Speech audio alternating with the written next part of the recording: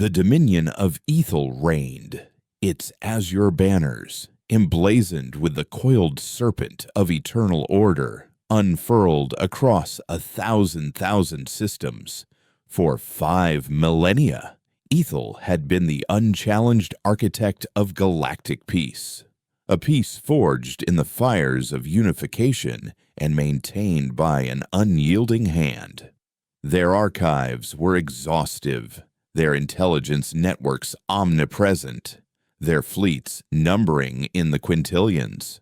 Every nascent civilization, every rogue asteroid miner, every whisper of rebellion was cataloged, classified, and, if necessary, neutralized. The Dominion believed in total knowledge, total control. It was how empires, true empires, slept soundly at night, convinced of their own divine right to define reality itself. Their long slumber was first disturbed not by a roar, but by a chime, a faint, almost imperceptible bioluminescent signature on the deep space sensor arrays of the Sector 401 expanse. A flicker, an anomalous energy reading consistent with no known celestial body, no registered vessel, no charted phenomenon. Dominion protocol was clear, unknown, meant irrelevant. The Grand High Strategos, Varys, dismissed it as a residual atmospheric disturbance, a miscalibration. The void, he'd decreed from his crystalline throne on Ethel Prime, holds no secrets from us that are worth our attention. A lone survey corvette, the Stargazer, was dispatched, more as a formality than a true investigation. Its crew, fresh from academy, joked about encountering phantom constellations, or maybe some primitive, unclassified life form barely capable of navigating its own solar system.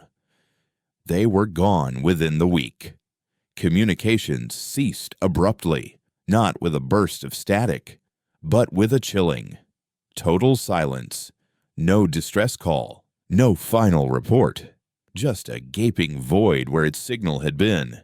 This was unusual, uncategorized. But still, Varys maintained, a singular data loss is not an anomaly of concern, perhaps a micro-meteoroid swarm. He doubled the patrol group, 6 cruisers, 2 destroyers, a dedicated reconnaissance vessel, nothing worth waking the arch-praetors for. Their officers, resplendent in their polished cerulean uniforms, shared a cynical laugh over their pre-jump briefings. They called it the Chime's Curse, a fleeting myth for rookie pilots. They boasted of their superior energy weapons, their impenetrable Ethel Weave shields. They would return with sensor logs, proof of cosmic dust, and a new ghost story for the mess hall. None of them returned. The first tremor of genuine panic rippled through the Dominion's Central Command when the Spectre, their reconnaissance vessel, cut out mid-transmission. Not a snap, but a slow fade, as if its very essence was being unwound. The last fragments of the black box transmission, recovered by an automated drone 2 days later, were horrifyingly brief. They aren't using plasma. It's growing. On the hull, then nothing. The drone itself was a mangled husk.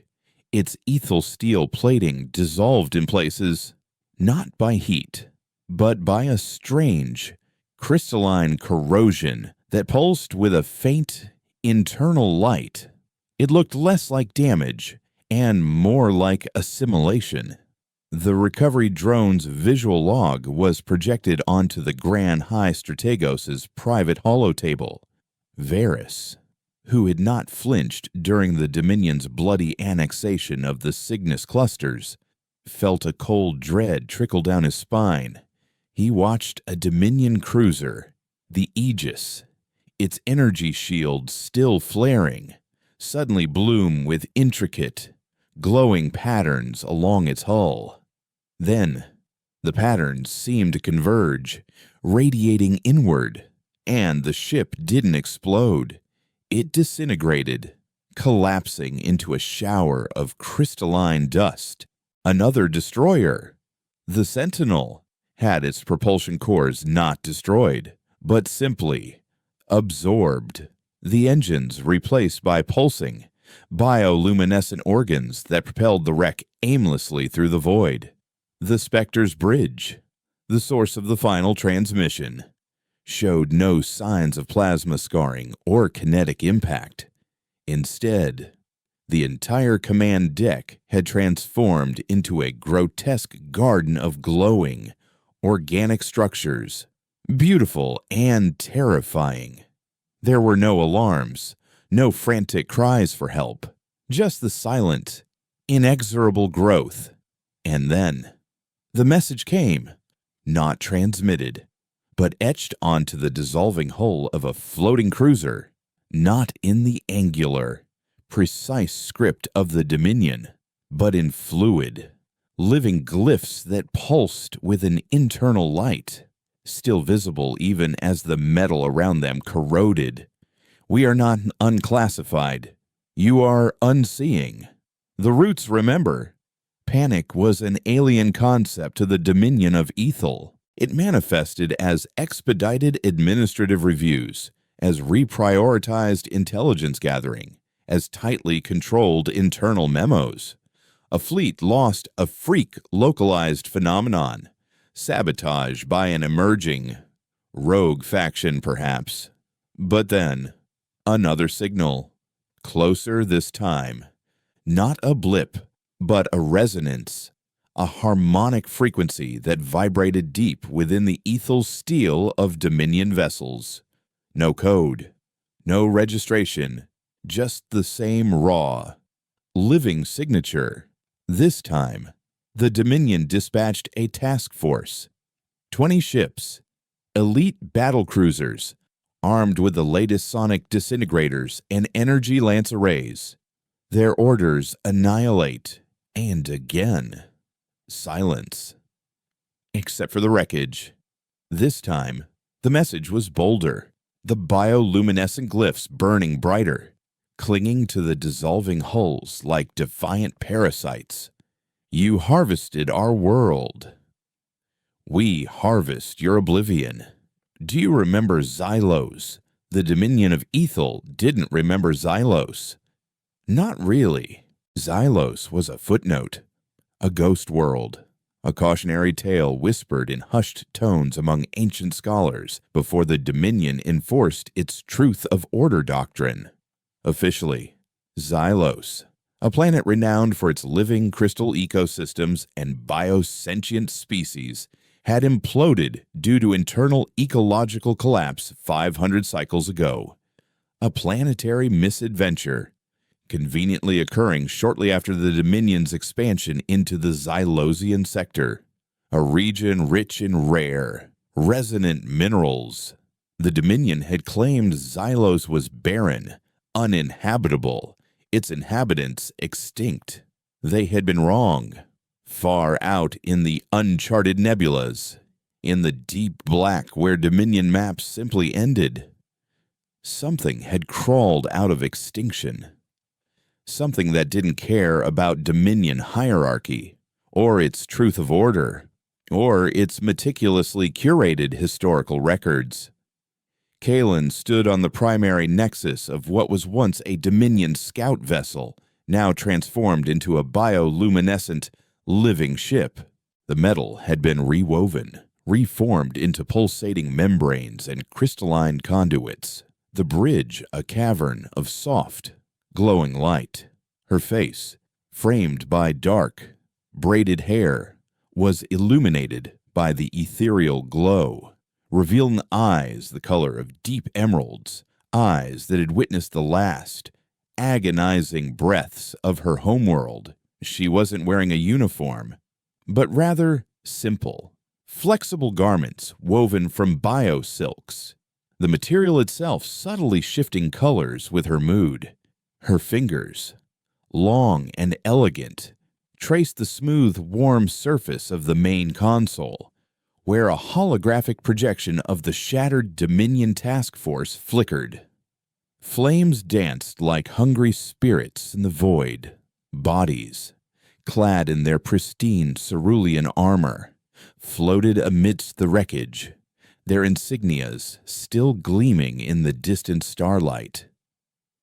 "They thought we were gone," she murmured, her voice a low resonance, speaking to the ship itself as much as to her silent crew. "They wrote us off as a planetary mistake, a resource to be stripped." Her eyes, usually pools of quiet contemplation, now held a fierce, unyielding fire.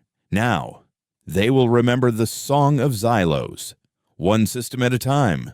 The bioship, which Kalen now referred to as the Viridian Heart, pulsed gently beneath her bare feet.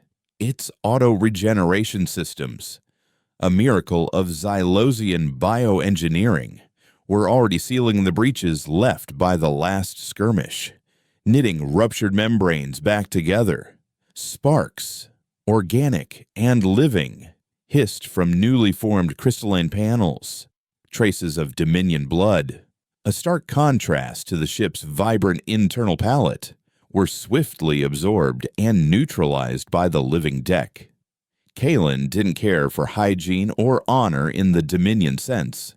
She was driven by something far deeper, the memory of Xylos, a resonant echo that demanded not just vengeance, but a rebalancing of the galactic truth.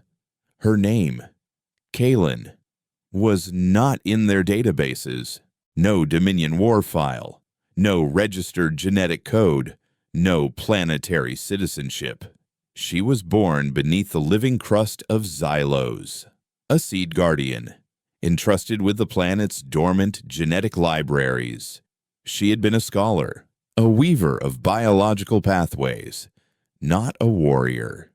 But the Dominion's cleansing had forced her into a millennia-long stasis within a hidden seed vault, a dormant ark buried deep within a forgotten nebula.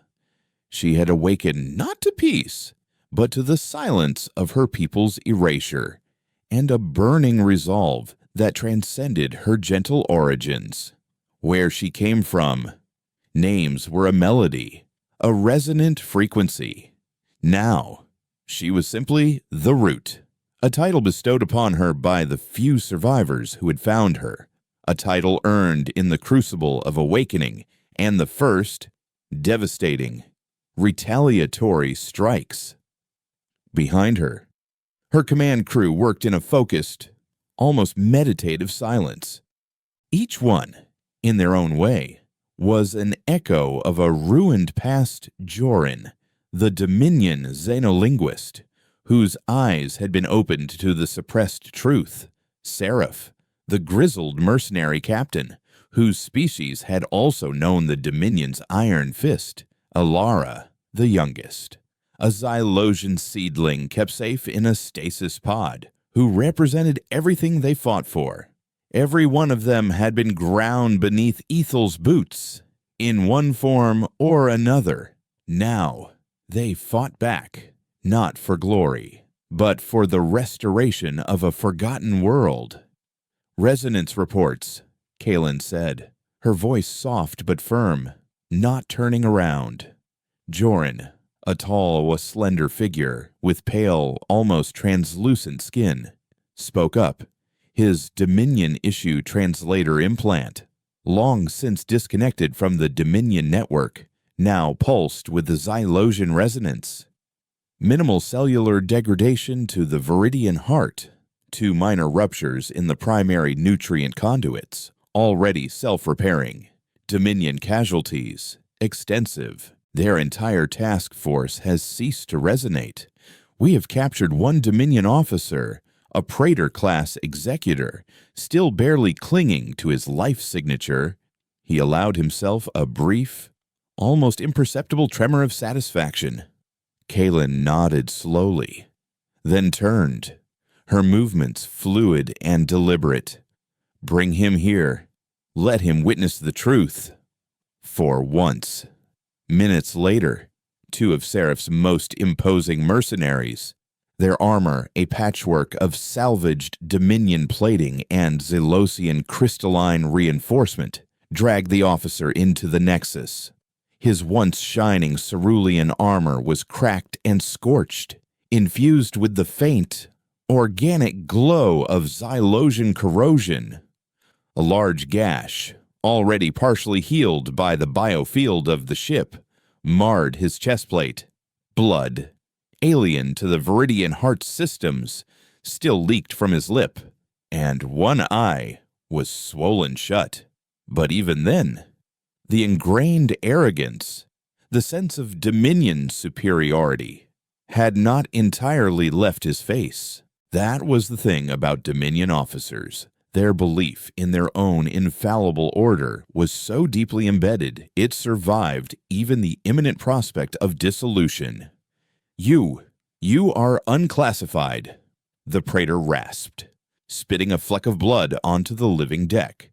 Not in our archives, not in the system. Your civilization. It died. Kaelin stepped forward, kneeling, her emerald eyes locking onto his. And so did your truth. Praetor, we are the architects of remembrance. She gently took his ornate Dominion helmet, crafted from shimmering ethel steel, and pressed it against the living floor. The biomatter of the deck absorbed it, dissolving it into its constituent elements, leaving no trace. What is your designation, Praetor Asterion? The man said, puffing his chest, as if such a title held any meaning in this transformed space. Third Ethel Dominion Fleet, Praetor Class Executor of Order. Kaelin nodded. Good. Now, Praetor Asterion, you will carry a message back to your Grand High Strategos. I am not your courier, Asterion snarled, his voice regaining a flicker of his former defiance. I serve the Dominion. Kaelin drew a slender, crystalline blade from her hip, a tool more than a weapon, its edge humming with contained bioenergy. No, she said, her voice devoid of malice, purely factual. But your resonance will be, and your body will be the vessel. Without another word, she stood and, with precise, almost surgical grace, drove the blade straight into the praetor's thigh, deep enough to sever nerve clusters and cause excruciating pain, but non-lethal. Asterion screamed, a raw, animal sound that echoed through the Nexus. Her crew, seasoned by countless such encounters, didn't blink. Some of Seraph's mercenaries even looked bored. We will weave the crest of Xylos, the root flower, into your skin, Kaelin said quietly, her voice a stark contrast to the praetor's gasping agony. And beneath it, we will etch a word in a language you eradicated, a word that will shatter your false histories. Then, we will leave you in a drifting, bioluminescent pod near the next Dominion checkpoint. They will find you. They will read it. They will remember. What? What word? Asterion spat, his teeth clenched against the pain. Kaelin leaned in close, her breath a cool whisper against his ear. Xylos. In the polished, obsidian halls of the Dominion Corps' Council of Strategos, panic was dressed in elaborate protocol and suffocating bureaucracy. 12 high-ranking officers, their cerulean uniforms stark against the gleaming, crystalline table, sat in a silence colder than the void. Holograms shimmered above them, tactical data, wreckage scans, the horrific visual logs of the Spectre, and the message projected stark and chilling onto the central holo table, a close-up of Praetor Asterion's chest, the living glyphs of the root flower pulsing faintly, and beneath it, the single, incandescent word Xylos. "This cannot be real," murmured High Strategos Varen, his voice barely a whisper. "The Dominion purged all Xylosian remnants 5 centuries ago.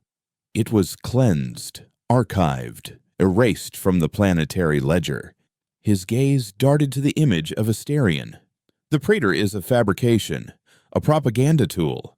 "We were wrong," said another, his voice gravelly, cutting through Varen's denial. "Something survived, and it resonates with hatred." Grand Archpraetor Valerius, his fists clenched behind his back, felt a tremor of true fear. He had watched the footage himself, seen Asterion's fleet disintegrate, witnessed the message woven onto the survivor's flesh. Xylos. One word, a forgotten melody, had become a ghost that now haunted their entire military doctrine. "They're using hybrid biotech," a field marshal added, his report crisp and precise. "Ancient Xylosian resonant manipulation fused with organic corrosion. Tactical bio-AI systems, not in any known Dominion coding sequence. It's not just survival. Strategos. It's evolution. Ruthless, decentralized, unpredictable, and alien." "Then we must retaliate," Valerius barked, his voice regaining its steel. "Level every uncharted nebula. Scour every deep space anomaly. Wipe out every trace." A thin, almost imperceptible smile curled on the youngest strategist's face, his eyes betraying a hint of morbid curiosity. "That's the thing. Archpraetor, we don't know where they are. They are not in our records." The silence that followed was colder than the deepest reaches of the void. Back on the Viridian Heart, Kalen stood before a shimmering memory screen, projecting the last image ever taken of Xylos before its cleansing. It was a grainy, pre-Dominion satellite image, barely clear, but she could make out the sprawling, vibrant, crystalline cities, the pulsing bioluminescent forests, the rivers of liquid light. She didn't know where on that living sphere her specific lineage had originated. It didn't matter. Xylos was memory. Xylos was the living fire of forgotten truth. Xylos was the one fact the Dominion couldn't scrub from the stars. "Set resonance course for the Azure Stream," she said, her voice barely audible, not looking up from the image. "There's an unaligned outpost there, a hub for wanderers and truth seekers. It has eyes on Dominion arterial routes." "You think they'll resonate with our truth?" Joran asked, his usual academic precision laced with a rare hint of doubt. "They will," Kalen said, her eyes still fixed on the image of her lost homeworld. "Or they will wither." The Viridian Heart's biodrive hummed to life, a deep, resonant chord that vibrated through the ship's living membranes. The vessel slipped into sub-resonant space, a ripple in the fabric of the void, untracked, unmarked, and utterly unafraid. The Azure Stream was a chaotic, crystalline bazaar, a floating nexus of contraband, whispers, and fragmented information. The Dominion tolerated its existence because it kept rogue elements contained, fighting among themselves instead of destabilizing established systems. But today, the echoes of a forgotten war came knocking. Kalen made no attempt to hide. She walked into the central marketplace, her bio-silk garments glowing softly, her crystalline blades at her hips. The ambient drone of alien music and hushed bartering died. Every shadowy merchant, every half-baked bounty hunter, every desperate refugee knew one thing: this being was not Dominion. She approached a stall draped with stolen Dominion data slates, run by a weathered information broker with too many cybernetic implants and too few real eyes. Kalen tapped the gleaming counter twice. "I require resonance patterns," Kalen said, her voice clear and carrying.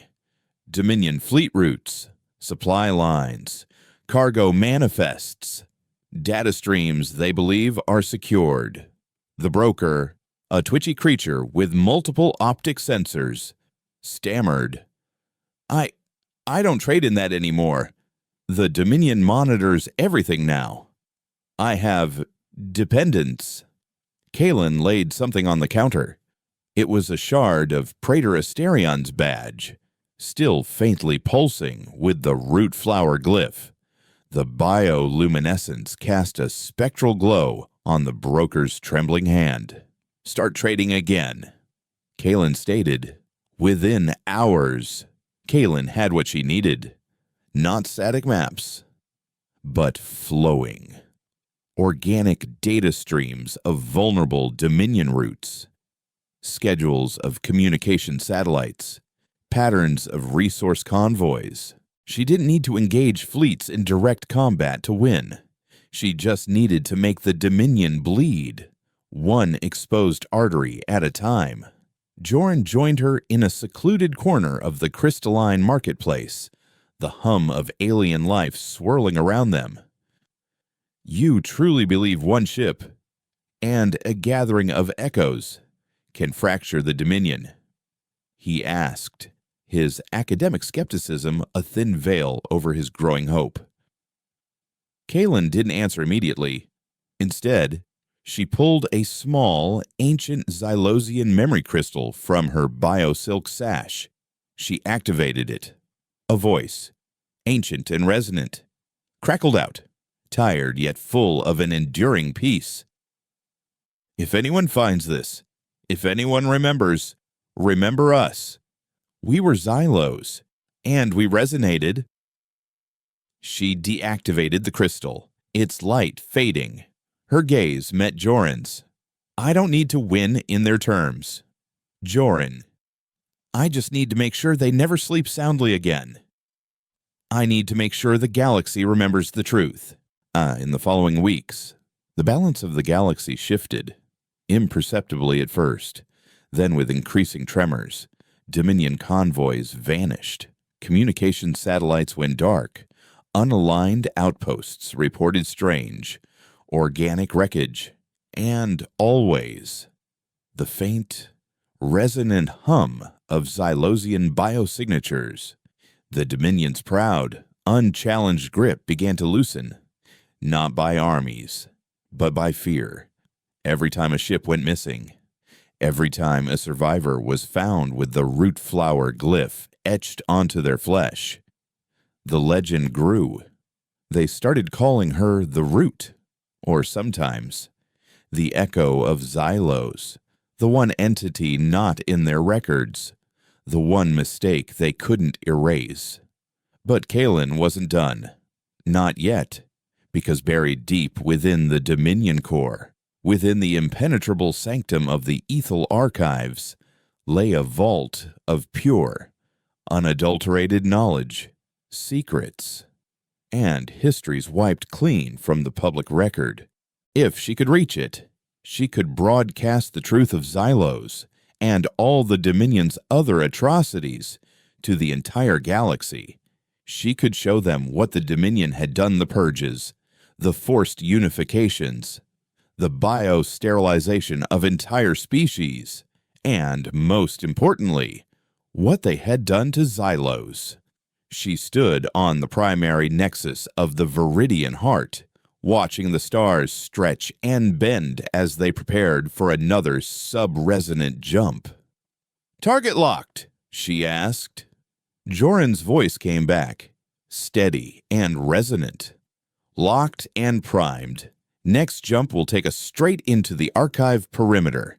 If we make it through, we'll make it," Kalen said, her voice resolute. She tightened the bio-silk binding on her wrist. "They think they can bury us, but they forgot the one thing Xylos taught its children." She turned to her crew, her voice rising with quiet, unwavering fury. "You bury a seed, You better make damn sure it doesn't blossom back up. With a song in its roots and fire in its heart, the stars pulsed, the Viridian heart resonated, and the ship slipped into sub-resonant space like a phantom, untracked, unmarked, and utterly unafraid. The true war, for memory and for life, had just begun. Silence hit the Viridian heart like a physical blow. The transition from the fluid, timeless state of sub-resonant travel back to the hard reality of space-time was always jarring. A sudden imposition of physics upon a vessel that was more life than machine. Before them, suspended in the velvet blackness, was the Dominion's Sanctum of Order. It was not a station, it was an architectural statement of absolute control. A perfectly symmetrical cylinder of polished obsidian and cold, blue light, kilometers long. It didn't bristle with weapons in the conventional sense. Instead, its surface was a seamless network of sensor arrays, automated energy lance platforms, and shimmering containment fields, all designed to repel any intrusion with the detached, ruthless efficiency of a mathematical equation. It was a mausoleum for curated truth, cold, sterile, and utterly lifeless. Kalen watched the monitor, a living membrane that displayed sensor readings as shifting patterns of light. Redundant energy grids, overlapping sensor fields, patrol drones sweeping in perfect, predictable vectors. It was a fortress built to repel an armada, not a single living ship. "The void," she murmured, echoing the long-dead Strategos' words with bitter irony, "holds no secrets from them." Joran's voice was a low hum beside her. "Their sensor logic is rigid. Kalen, it searches for known energy signatures, heat blooms, engine trails. It is not designed to perceive life, only to categorize threats." Kalen nodded, a faint, predatory smile gracing her lips. "Then we will not present as a threat. We will present as an echo." She placed her hand on the Nexus console, and a deep, resonant pulse emanated from the Viridian heart.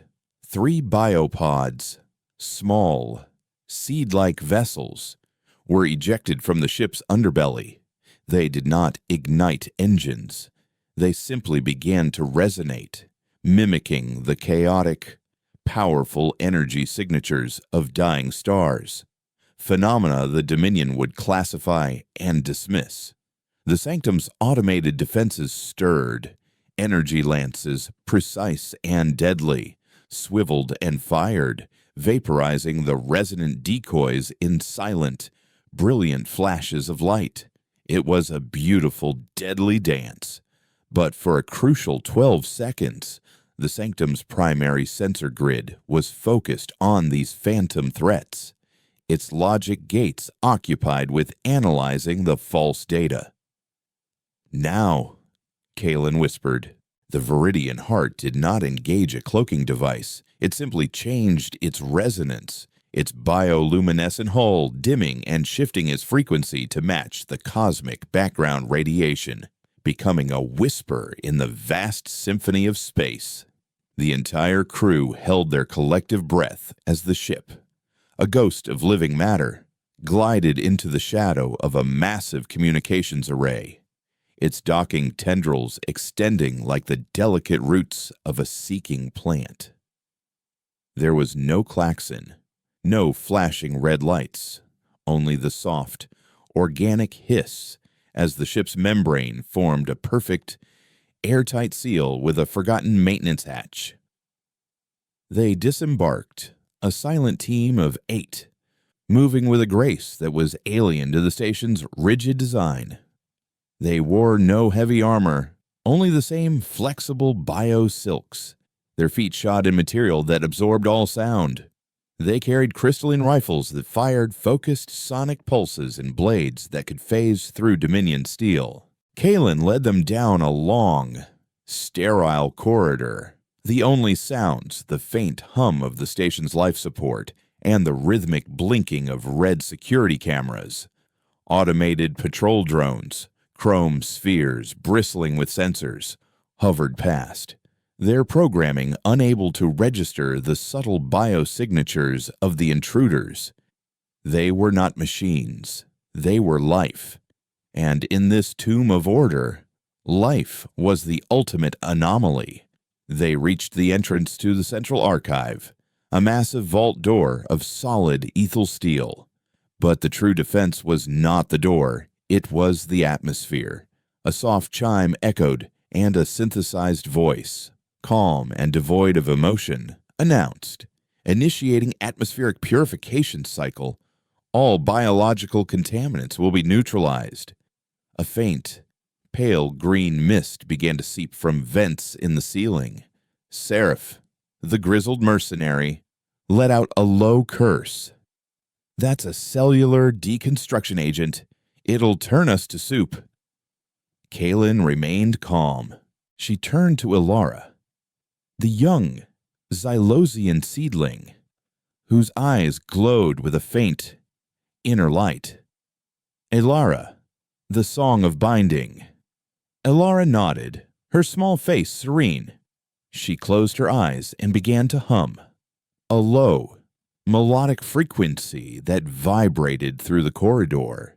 From the bio-silk pouch at her hip, she produced a small, glowing seed.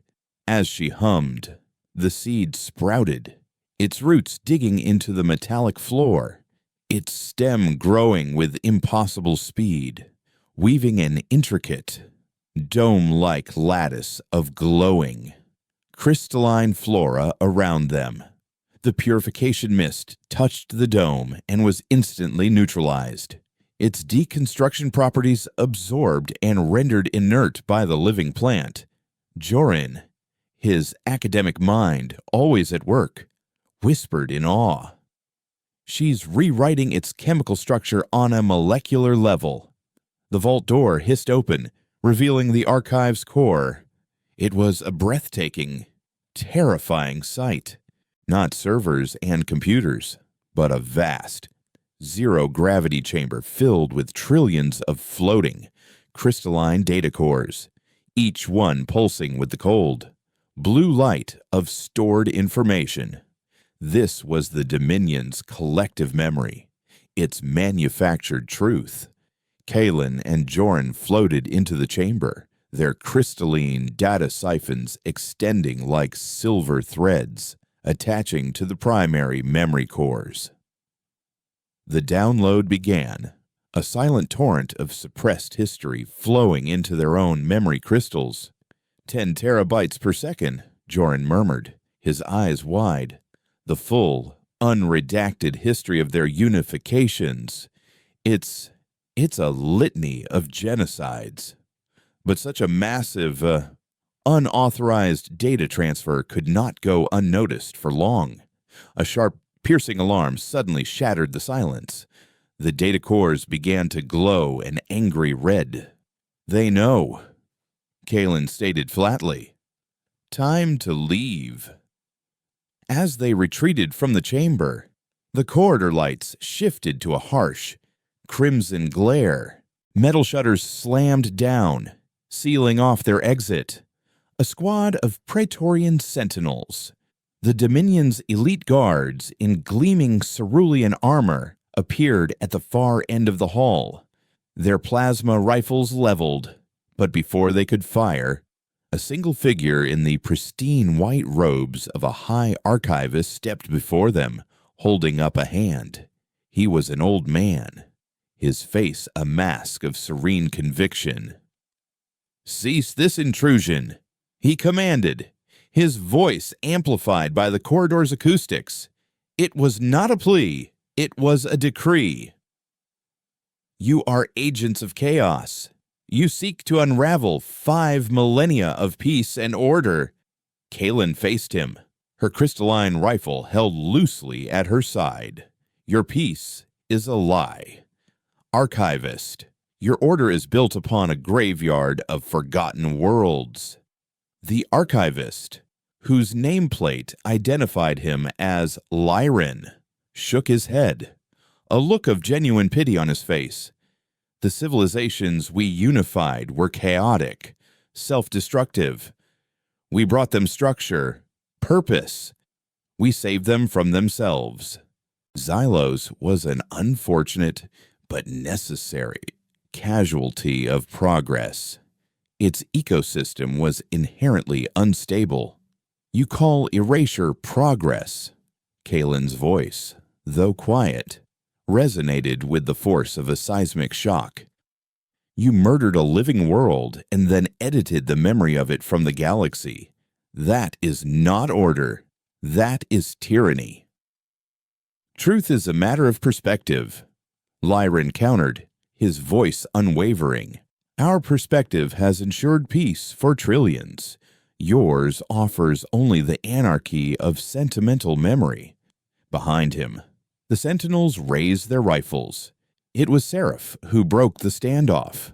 With a roar, he and his mercenaries opened fire, not with lethal plasma, but with concussive sonic blasts that sent the sentinels reeling, their armor resonating with painful vibrations.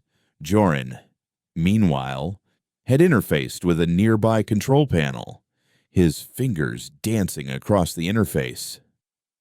"I'm overriding their local comms," he grunted, flooding their network with contradictory orders. The sentinels, confused by the cacophony in their helmets, hesitated. It was the opening they needed. Elara's crystalline dome withered, its purpose served. The team raced for a secondary service conduit, Seraph's team providing covering fire. They made it back to the Viridian heart just as the Sanctum's external energy lances began to power up, targeting their position.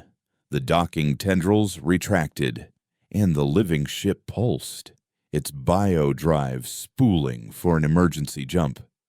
A lance of pure energy seared the space where they had been a moment before. The Viridian heart, scarred but intact, slipped back into the chaotic sanctuary of sub-resonant space. They were safe, and they had the truth. Kalen collapsed into her Nexus seat, the adrenaline of the escape finally giving way to a profound exhaustion. But there was no time for rest. The data they had stolen was not just a weapon. It was a beacon.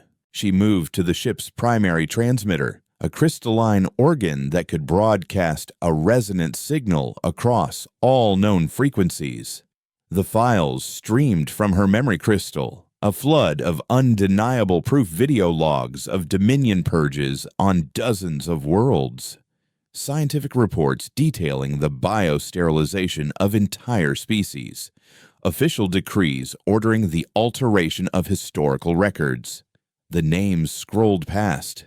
A litany of the forgotten Xylos, Cygnus, the Threll hegemony, the Cathar collective. But then came her own message. She recorded herself, not as a warrior, but as a witness. Her face, illuminated by the soft glow of the Nexus, was calm. Her voice a clear, resonant tone filled not with rage, but with a deep, abiding sorrow. "People of the galaxy," she began, the camera feed showing the raw, unedited footage of the Dominion's atrocities playing on the memory screen behind her. "For 5 millennia, you have lived under the illusion of a benevolent order. The Dominion of Ethel told you they were your protectors. They lied. They erased us. They killed Xylos and scrubbed its memory from your records. They burned our worlds, silenced our songs, and claimed we never existed. They told you Xylos was a myth." She paused, her emerald eyes boring into the lens. "But Xylos mattered. Its children matter. I am one of those children. I carry its memory, and I bring you its truth." the truth of all the worlds they buried. The feed reached every comm channel, from the opulent courts of the core worlds to the grimy cantinas of the outer rim. It bypassed Dominion sensors, a resonant ghost in their machine, pirate dens, mercenary guilds, neutral systems, even subjugated worlds under the Dominion's thumb, flickered with static. And then, the message scrolled across their screens in 1,000 different languages. We were erasure. We are remembrance. She shut it off. The silence in the Nexus profound. Reactions. She asked Joran, her voice barely a whisper. Joran's screen pulsed with a cascading stream of data. Some systems were logging off, terrified of Dominion reprisal. Others were responding with disbelief, with anger. But then, one message stood out, a formal communique from the Tyran hegemony, a powerful, isolationist, martial society. Your signal resonates with the truth of our own suppressed history. The Tyran hegemony stands with Xylos. We stand with you. A slow, dangerous smile touched Kaelin's face. She stood, her posture radiating not anger, but a profound, steely resolve. We just planted a seed of truth, she said to her crew, to the echoes of her lost world. Now, let's watch it grow into a forest of rebellion. They couldn't celebrate. Not yet. The Dominion would come, hell-bent not just on vengeance, but on total, final erasure. Every fleet within 1,000 parsecs would be mobilized to hunt them down. But as messages from other lost civilizations, other forgotten peoples, began to trickle in, a new fleet, a ghost fleet of echoes and memories, began to form. It glowed under Dominion sensors, a patchwork of jury-rigged vessels and awakened survivors, but it moved with a singular, unified purpose. On the nexus of the Viridian heart, Kaelin addressed them all via a secured, resonant broadcast. Today, we fought the Dominion's lie. Tomorrow, we will fight its fleets, and when we do, we are not just fighting for Xylos, we fight for all the worlds they buried, for every song they silenced. She paused, the silence stretching across the nascent fleet. They do not have us in their records, but soon, they will have no records left to keep. She turned toward the viewport, the stars shimmering across the living hull. They think they know everything, she whispered to the void, but they have no idea what it means to be remembered. The glow of 100 different comm screens bathed the nexus of the Viridian heart in a chaotic, electric blue. Kaelin watched the streams of incoming messages, a torrent of hope, fear, and burgeoning rebellion.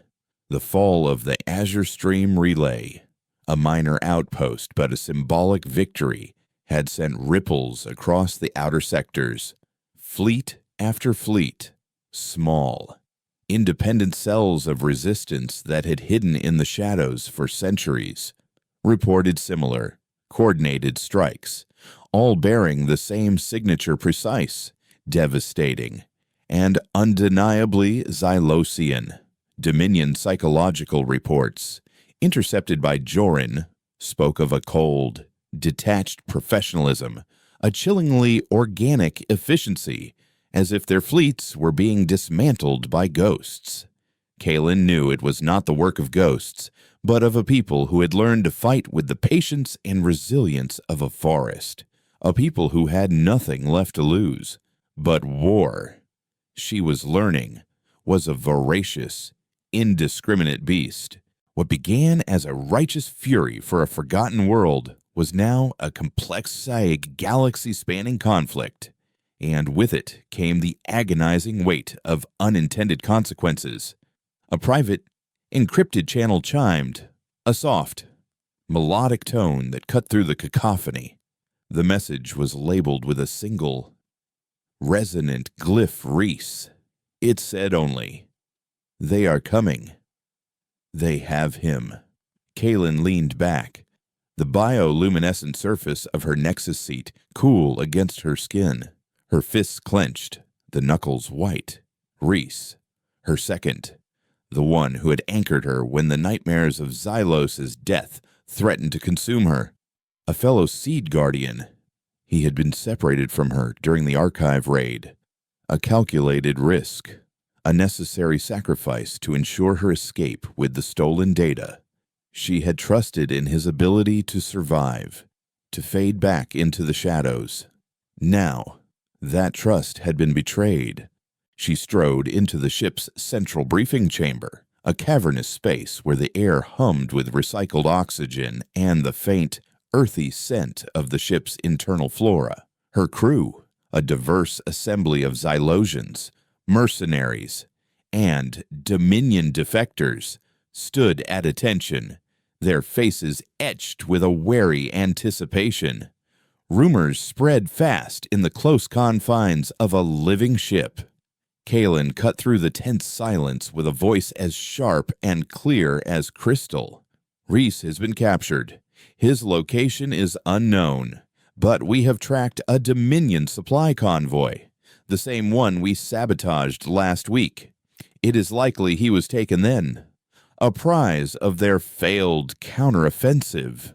She paused, her emerald eyes sweeping over the assembled faces. "They believe they have a weapon against us now. They think they can hurt us with a single life." Joran stepped forward, his voice a low, concerned hum. "We can rescue him. Kaylin. A targeted raid on the convoy's escort station. It's a secondary outpost, lightly defended. We could get him out." Kaylin's initial instinct was to agree, to unleash the full, righteous fury of her small but potent fleet. But the Dominion was not stupid. This was a trap, a lure to draw her into a confrontation on their terms. Her gaze fell on Ilara, the young seedling, her face a mask of quiet determination. Ilara, who had known Reese as a mentor, a protector. Kaylin's resolve hardened, but it was a resolve tempered by a newfound, chilling pragmatism. "No," she said, her voice firm, cutting through the murmurs of assent. "A direct assault is what they expect. We will not walk into their cage." A ripple of surprise, and something akin to disappointment, passed through the room. Rescue missions, however dangerous, were a tangible expression of their shared bond. But Reese was more than just a crew member. He was a living link to their shared past, a symbol of their enduring hope. "Then what is our plan?" Seraph asked, his voice a low growl of impatience. Kaylin turned to the holographic projection of the convoy's route. "We will not rescue him," she said, her voice dropping to a near whisper. "We will make them wish they had never taken him. Under the swirling, toxic clouds of an imperial mining moon, a place the Dominion had stripped of all life and then abandoned. They prepared. The escort station was a brutalist scar on the moon's pockmarked surface, a fortress of cold, unyielding metal. But its security was outsourced to a third-rate mercenary guild, not the disciplined Praetorian Sentinels. They were sloppy, unpredictable, and, most importantly, corruptible. Kaylin and a small, elite team disguised themselves in the dusty, worn gear of freelance prospectors.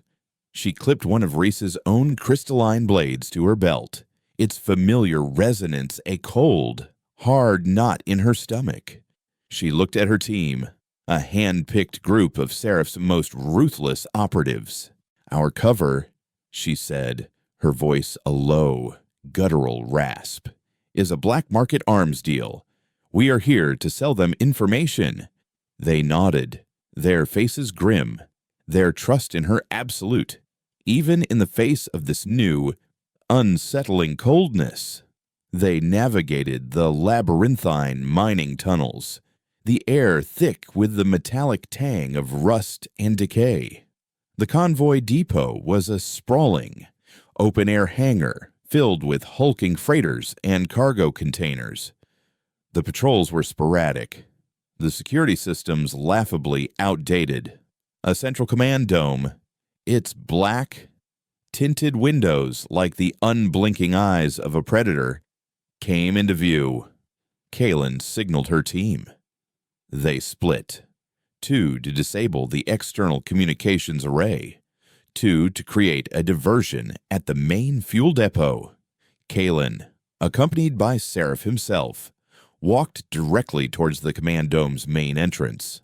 They were stopped by 2 burly mercenaries, their armor a mismatched collection of scavenged parts. "State your business." One of them grunted, his hand resting on the butt of a heavy plasma rifle. Kaylin held up a data slate, its screen displaying a fabricated manifest of stolen Dominion weaponry.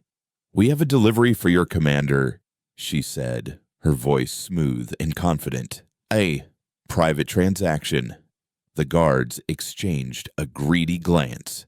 "The commander is indisposed," the other one said, "but we can facilitate the transfer." Kaylin allowed a slow, knowing smile to spread across her face. "I'm sure you can." Inside the command dome, they were led to a small, cluttered office. The commander, a bloated, dissipated man with a penchant for cheap, synthetic liquor, was indeed indisposed, slumped over his desk in a drunken stupor. His 2 subordinates, their eyes gleaming with avarice, gestured towards a secure locker. "The payment first," one of them said. Kaylin placed the data slate on the desk. "The information is encrypted. It will unlock upon confirmation of a successful transaction." As the mercenaries fumbled with the data slate, Seraph, with a speed that belied his size, drew his sonic pistol and fired 2 silent, concussive blasts. The mercenaries dropped without a sound. Kaylin, meanwhile, had already interfaced with the commander's main console. She found what she was looking for almost immediately: a secure, live feed from a high-security holding cell.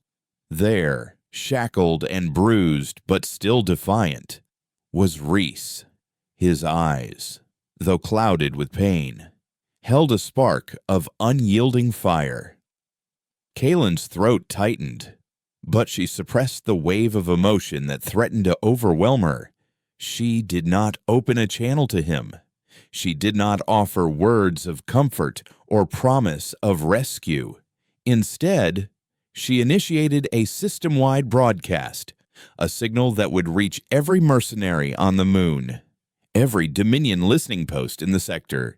On the screen, she projected not Reese's face, but a detailed schematic of the convoy's primary cargo, a shipment of highly volatile, experimental plasma cores, enough to level the entire moon.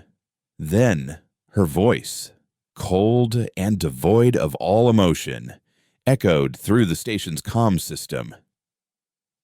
"This is the root of Xylos. The Dominion has taken one of our own. In response, we have taken control of this station's primary systems. The convoy you are guarding is now armed. In 10 minutes, the plasma cores will detonate. Your Dominion employers will not save you. We offer you one chance. Abandon this station. Abandon your posts. Survive." Panic erupted. The mercenaries, loyal only to their own self-preservation, scrambled for the exits, their greed replaced by a primal fear. Alarms shrieked across the depot as a small, controlled fire, started by Kaylin's diversionary team, erupted in the fuel cluster, adding to the chaos. Through the main viewport, Kaylin watched as the station descended into anarchy. She then turned her attention back to the console, to the image of Reese. She finally opened a private channel, her voice a low, resonant whisper. "Reese, can you hear me?" A flicker of recognition in his eyes. "Kaylin, I knew you would come." "I'm not coming for you, Reese," she said, her words like shards of ice. "Not in the way you think." She initiated another command, this one overriding the locks on his cell. The door hissed open. "The station is in chaos. The guards have fled. You have a small window. Escape. Find a ship. Disappear." Reese stared at the screen, his face a mixture of confusion and dawning horror. "Kaylin, what are you doing? We can fight them. Together." "There is no together in this. Reese," she said, her voice breaking for the first time. "Not anymore. The Dominion wants a symbol. They want a martyr. I will not give them one. You will be a ghost. A rumor. You will be free." She then did the hardest thing she had ever done. She severed the connection, her own reflection staring back at her from the dark screen, a stranger with cold, merciless eyes. She and Seraph slipped out of the command dome amidst the chaos. Their prospector disguises the perfect camouflage. As they reached the relative safety of the mining tunnels, a massive explosion rocked the station. Not from the plasma cores, which had been a bluff, but from the charges her team had planted on the main comms array, ensuring a complete and total information blackout. They had not rescued Reese. They had unleashed him. Weeks later, the whispers began.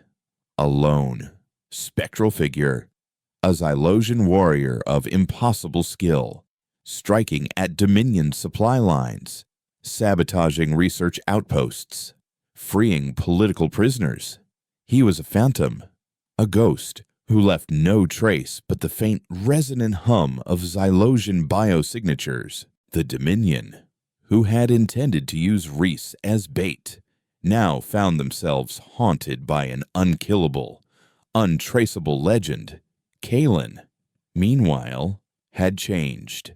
The warmth that had once radiated from her had been replaced by a chilling, pragmatic resolve. Her crew, though loyal, now watched her with a mixture of awe and fear. She had sacrificed a piece of her soul on that barren mining moon, and in its place, a new, harder, and perhaps more dangerous leader had been forged.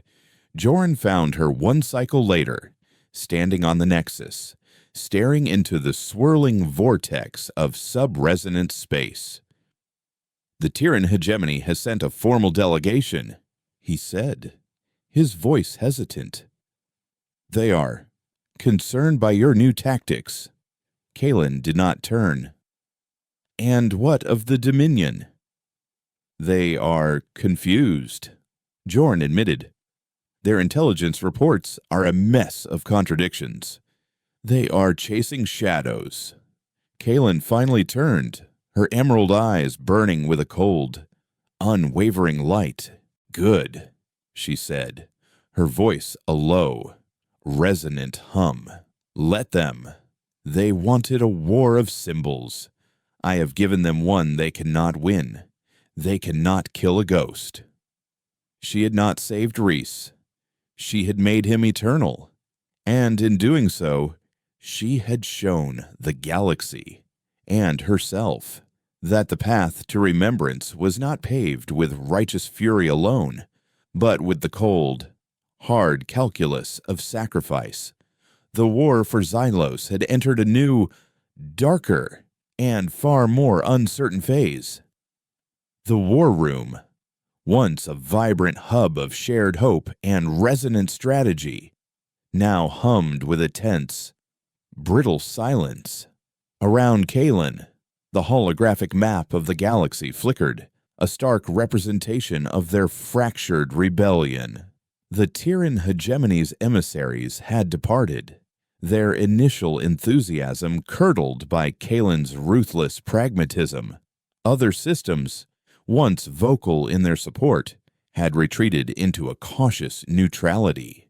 They had cheered for a symbol of defiance. They were terrified of a leader who wielded sacrifice as a weapon. The Ghost Fleet, once a symbol of unity, was now a collection of hard-bitten survivors, their loyalty to Kalen absolute, but their ranks thinned, their resources dwindling. They were no longer a beacon of hope. They were a shard of obsidian. Sharp, dangerous, and utterly alone. Joran's face, projected onto the main holo table, was drawn and pale. "The Dominion is mobilizing the Third Ethel Fleet," he reported, his academic tone unable to mask the gravity of his words. "Not a task force. Kalen, a full fleet, hundreds of warships, the pride of their military, converging on the Pharaoh's Rift." Kalen's eyes narrowed. The Pharaoh's Rift, a treacherous corridor of unstable space-time, was the only viable route for a fleet of that size to reach the outer sectors, the heart of their nascent rebellion.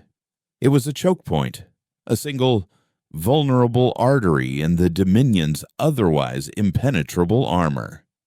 "They are not just coming to hunt us," she said, her voice a low, dangerous hum. "They are coming to cleanse us, to finish what they started on Xylos." A murmur of grim understanding rippled through the assembled captains. A direct confrontation with a full Dominion fleet was suicide. They were outgunned, outnumbered, and outmaneuvered. "We cannot fight them," Seraph stated, his voice a low growl of frustration. "Not in open space." "We will not fight them in open space," Kalen countered, her gaze fixed on the holographic representation of the rift. "We will fight them in the heart of their own arrogance."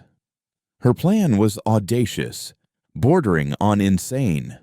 The Pharaoh's Rift was not just a navigational hazard. It was a cosmic wound, a place where the laws of physics were in constant flux. At its center was Pharaoh Station, a civilian hub, a bustling metropolis of trade, diplomacy, and, most importantly, refugees fleeing the Dominion's iron fist. The rift itself was maintained by a series of massive, ancient energy regulators, a technology far beyond the Dominion's understanding, built by a long-dead, forgotten civilization. Kalen's plan was simple sabotage the regulators, collapse the rift, and trap the Third Ethel Fleet in a chaotic, inescapable tomb of churning space-time. "We can't," Joran whispered, his voice filled with a horrified disbelief. "Pharaoh Station, there are millions of civilians, refugees who have nowhere else to go. We would be signing their death warrant." "And if we don't?" Kalen retorted, her voice as cold and hard as the void itself. "The Third Ethel Fleet will cleanse not just Pharaohs, but every system that has dared to offer us aid. We will be trading millions of lives for billions." The captains were silent, their faces a mixture of horror and grim acceptance. This was the precipice, the point of no return. They had fought for remembrance, for justice. Now, they were being asked to commit an atrocity to prevent a greater one. "This is not the Xylosian way," Alara said, her voice a soft, tremulous whisper. She, who had never known a world beyond the Viridian heart, who had been raised on stories of a peaceful, harmonious civilization, was now confronted with the brutal, uncompromising reality of war. Kalen's heart ached for the young seedling, for the innocence she was about to shatter. She knelt before Alara, her emerald eyes meeting the girl's wide, luminous gaze. "The Xylosian way, Alara," she said, her voice softening for the first time in weeks, "is to survive, to ensure that our song is not silenced forever. Sometimes, the path to survival is through a dark and terrible forest, but we must walk it together." 3 hours later, they launched. The Ghost Fleet, a skeletal shadow of its former self, moved like a silent, ominous predator through the void. Its destination a place of life, of hope, of an innocence they were about to extinguish. Pharaoh's Station was a jewel in the chaotic heart of the rift, a glittering testament to the resilience of life in the face of cosmic adversity. Its docking bays were a constant flurry of activity, civilian craft of every shape and size ferrying refugees to safety. Kaylin watched the scene on her main viewer, a cold, hard knot tightening in her stomach, but she held her resolve. She sent a small, cloaked team, led by Seraph, to infiltrate the Regulator Control Center, a heavily fortified installation on a nearby asteroid. Their mission to plant a series of resonant dampeners, devices that would disrupt the delicate energy balance of the rift. She, meanwhile, did something that went against every instinct, every fiber of her being. She opened a broadcast channel, not to her fleet, but to Pharaoh's Station. Her face, a mask of cold, unyielding resolve, appeared on every public view screen, every private data slate. "People of Pharos," she began, her voice a clear, resonant tone that cut through the station's ambient hum. "I am the root of Xylos. In 1 hour, this rift will collapse. The Dominion's third Ethel fleet is on its way to your system. We are taking this action to prevent a genocide that will dwarf any atrocity the galaxy has ever known. I urge you, evacuate, take what you can, flee." The reaction was instantaneous. Panic, disbelief, then a frantic, chaotic scramble for the exits. The station's authorities, a collection of well-meaning but ineffectual bureaucrats, broadcast their own messages, denouncing Kaylin as a terrorist, a madwoman. But the seed of fear had been planted. Kaylin watched the exodus, her heart a cold, heavy stone in her chest. She saw the faces of the refugees, the terror in their eyes, and she saw the reflection of her own people fleeing the Dominion's cleansing fire. On the asteroid, Seraph's team had reached the control center. The Dominion garrison, though small, was well-armed and fanatically loyal. A fierce, brutal firefight erupted in the sterile corridors of the installation. Kaylin monitored their progress, her knuckles white as she gripped the Nexus console. One of Seraph's team went down, then another. The mission was on the verge of collapse. "We can't hold them." Seraph's voice crackled over the comms, a rare note of desperation in his voice. "There are too many." Kaylin made a decision. She diverted a portion of the Viridian Heart's own energy, a risky maneuver that left them vulnerable, and channeled it into a focused, resonant pulse. The pulse, invisible and undetectable, swept through the control center, disrupting the electronic systems of the Dominion's weapons, causing their plasma rifles to overload, their armor to short-circuit. In the ensuing confusion, Seraph's team planted the last of the dampeners and retreated, leaving a scene of chaos and destruction in their wake. The countdown began. 10 minutes until the rift collapsed. But the evacuation of Pharos was a slow, agonizing process. The docking bays were clogged, the escape routes jammed. Thousands, perhaps tens of thousands, would not make it out in time. Joran's face appeared on Kaylin's screen. His academic composure shattered, his eyes filled with a desperate plea. "Kaylin, we have to stop this. We can't let them die. We have no choice." "Joran," Kaelin said, her voice a raw, broken whisper. There is no other way. The final seconds ticked away. The rift, a swirling vortex of vibrant, chaotic energy, began to shudder. The ancient regulators, their delicate balance disrupted, overloaded in a series of silent, brilliant explosions. The fabric of space-time tore, and the Pharaoh's rift, the gateway to the outer sectors, collapsed in on itself, a cosmic wound healing with a violent, catastrophic finality. Pharaoh Station, caught in the heart of the maelstrom, was obliterated, its light extinguished in an instant. The Ghost Fleet, positioned at the very edge of the rift, was battered by the shockwave, the Viridian Heart's living hull groaning in protest. But they had survived. Kaelin stood on the Nexus, the silence in the war room a deafening roar. They had done it. They had saved billions. But the cost was a stain on her soul that would never wash away. The third Ethel Fleet, trapped on the other side of the collapsed rift, was in disarray, its supply line severed, its primary objective rendered impossible. But the victory felt hollow, a bitter ash in Kaelin's mouth.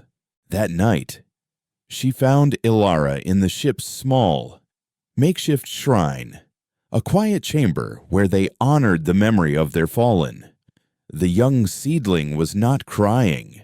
She was singing, a low, mournful, yet beautiful melody, a song of remembrance for the lost souls of Pharaohs. Kaelin sat beside her, the silence between them a shared burden of grief. You saved someone today, Ilara said, her voice barely a whisper, not looking at Kaelin. You saved everyone. And we killed thousands, Kaelin said, her voice raw with a pain that went beyond words. Innocence. Ilara finally turned to her, her luminous eyes filled not with judgment, but with a profound, heart-breaking understanding. You did what you had to do, she said. You made a choice. No one else could have. Later, in the solitude of her own chambers, Kaelin held the small, crystalline blade that had belonged to Reese. It was a tangible link to a past that now seemed impossibly distant, a time when the lines between right and wrong had been clear and distinct. The blade, she realized, was not just a weapon. It was a mirror, and in its polished surface, she saw the reflection of a monster, a savior, a leader who had sacrificed her own humanity to save her people. The war was far from over. The Dominion, though wounded, was not defeated. And the Ghost Fleet, though victorious, was more isolated, more reviled than ever before. But as Kaelin stared into the swirling abyss of the collapsed rift, a new, terrible resolve hardened within her. She had made her choice. She had embraced the darkness. And now she would see it through to the bitter, bloody end. The war room hummed with the strained, electric silence of a machine pushed to its breaking point. Around Kaelin, the remaining captains of the Ghost Fleet watched the live feed from the Majorca shipyards, an enormous industrial complex carved into the heart of a barren asteroid. Rings of welding bays, assembly docks, and throbbing, monstrous machinery churned out the instruments of Dominion oppression cruisers, destroyers, the soulless, steel shells of their unyielding order. Kaelin studied the layout, her face a mask of cold, calculating precision. Within those walls lay the heart of the Dominion's war machine. To destroy it would be to cripple them, to sever the arteries that fed their insatiable hunger for conquest. Their target was clear sabotage the core production lines, steal the schematics for their new experimental battle cruiser, and broadcast the truth of their genocidal intentions to the galaxy. The opposition would be brutal. The Dominion's elite Praetorian Sentinels, a legion of automated turrets, an impenetrable anti-intrusion grid, and a local militia fanatics who saw the Dominion not as oppressors, but as saviors. Kalen let the weight of the threat hang in the air, a palpable, suffocating presence. "Strike elements are ready," Jorn announced, his voice a low, steady hum that did little to soothe the frayed nerves in the room. Ilara, her face a pale, luminous moon in the dim light, stepped forward. She was no longer a seedling, a symbol of fragile hope. Pharaohs had forged her into something new, something harder, her innocence replaced by a quiet, unwavering resolve. "The ground team is ready," she said, her voice clear and strong. "We will infiltrate the main server, deploy the resonant mines, and exit through the primary docking core." Kalen looked at her, a mixture of pride and a profound, aching sorrow twisting in her gut. She had protected Ilara from the truth of the war for as long as she could. Now, she was sending her into the heart of the fire. "The support fleet will strike the asteroid's ring ports at Vero Verde 100 hours," Kalen continued, her voice a flat, emotionless monotone. "It will be a simultaneous, overwhelming assault, one strike from above, one from within." The captains nodded, their faces grim, their resolve hardened by the shared trauma of Pharos. "Any concerns?" Kalen asked, her voice as cold as the void itself. A grizzled mercenary captain, a veteran of 100 hopeless battles, stood. "We're overextended," he said, his voice a low, gravelly rumble. "The Tyran hegemony is gone. Our numbers are thin. If the Dominion anticipates this, if they've reinforced Majorca, we don't wait for them to anticipate." Kalen cut him off, her voice a lash of cold steel. "We strike first. We strike so hard they won't have time to think, let alone react."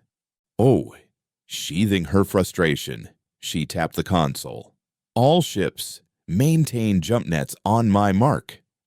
30 minutes later, Ilara and her team, a hand-picked group of Xylosian warriors and Seraph's most ruthless mercenaries, boarded their cloaked infiltration pods.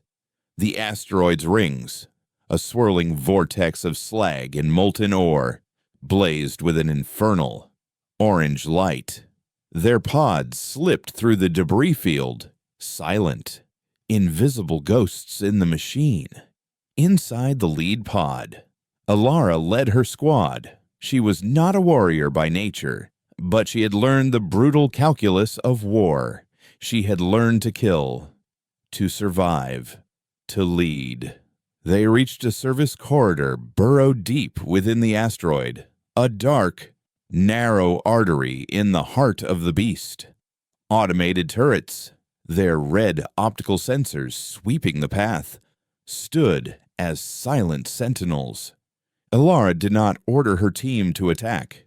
Instead, she closed her eyes and began to hum, the same low melodic frequency she had used in the Sanctum of Order. From a pouch at her hip, she produced a handful of luminescent seeds.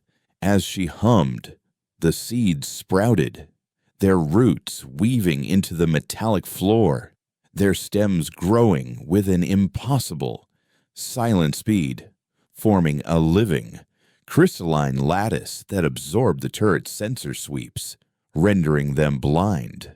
They moved through the corridor, a silent, ghostly procession. The only sound, the faint, rhythmic pulse of the living ship that was their home. They reached the server room, a vast, cavernous chamber filled with the thrumming, pulsating heart of the shipyard's AI. A team of Dominion technicians, their white lab coats a stark contrast to the dark, industrial surroundings, worked at their consoles, oblivious to the impending doom. Ilar and her team moved with a silent, deadly grace. The technicians were neutralized before they could even raise an alarm, their lives extinguished with a quiet, almost merciful precision. One of the mercenaries, a hulking brute with a scarred face and a penchant for unnecessary violence, raised his plasma rifle to finish off a wounded technician. Ilara stopped him, her hand on his arm, her eyes burning with a cold, unwavering light.